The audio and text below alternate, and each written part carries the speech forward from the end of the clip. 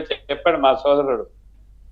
ఆయన ప్రజా దర్బార్కు వస్తే బిల్లులు మాకు ఎట్లా అనేటటువంటి జనం వెంటబడేటప్పటికీ ఆయన అక్కడి నుంచి పలాయించి బెంగళూరుకి పారిపోయే పరిస్థితి వచ్చినటువంటి విషయం వాస్తవమైనటువంటి విషయాలు.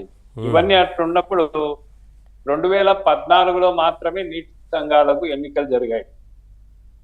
అప్పుడు తెలుగుదేశం ప్రభుత్వంలోనే నీటి సంఘాలకు కానీ కోఆపరేటివ్ ఎలక్షన్స్ కానీ ఎలక్షన్ జరిగినటువంటి పరిస్థితి. అయితే ఇప్పుడు ఈ జగన్మోహన్ రెడ్డి గారి 5 ఏళ్ల పాలనలో నీటి సంఘాల గురించి కానీ ఇరిగేషన్ గురించి కానీ ఇరిగేషన్ కు సంబంధించినటువంటి కెనాల్స్ లో కనీసం ఆ డొక్కలు తీసేదానికి దాని మీద తీగలు పెరిగేదానికి కాలువల్లో తీగలు పెరిగేదానికి కూడా ఆయన సహకరించక మొత్తం సర్కార్ జిల్లాలో అయితే పంటలన్నీ మునిగిపోయి ఎన్నో అవస్థలు పడాల్సినటువంటి రోజులు వచ్చాయి.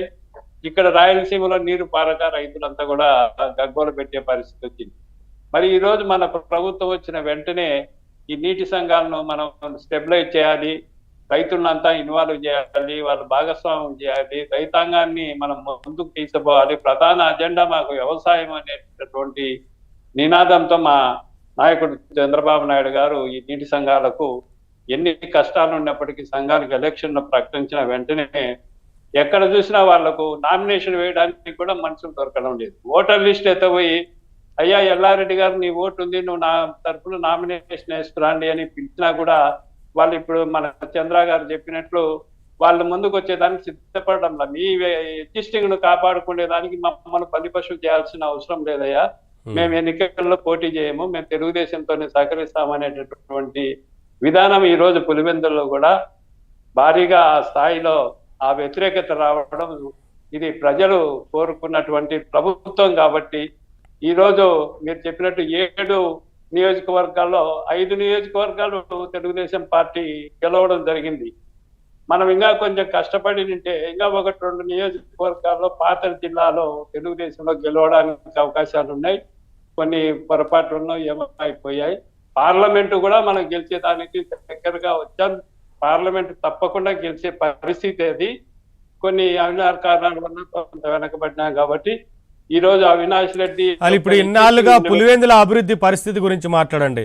ఇన్నాళ్ళుగా మొత్తం అక్కడే ఆధిపత్యం చెలాయిస్తూ చెప్పిందే వినాల్సిందే తప్ప అసలు మొత్తం మా సొంత రాజ్యాంగమే అన్నట్లుగా నడిపారనేది జగన్మోహన్ రెడ్డి అట్లా నడిపించారు కుటుంబం మొత్తం కలిసి అని మీ పార్టీ లీడర్లు కూడా చెప్తా ఉన్నారు కదా. ఏం జరిగింది అసలు అక్కడ? పులివెందుల్లో అభివృద్ధి ఎక్కడ జరగలేదు. రాష్ట్రంలోనే అభివృద్ధి మర్చిపోయారు వాళ్ళు. పులివెందుల్లో అంతకు మర్చిపోయారు. పులివెందుల అభివృద్ధి గురించి జరిగింది మా చంద్రబాబు నాయుడు గారు పులివెందుల్లో కరువు వచ్చి నిమ్మ చెట్లు ఎండిపోతాంటే నీళ్లు మన రాత్రి పగళ్ళు మేలుకొని గండికోటకు నీళ్లు తెప్పించి పులివెందుల రైతులను కాపాడినటువంటి మొదటి వ్యక్తి చంద్రబాబు నాయుడు గారు.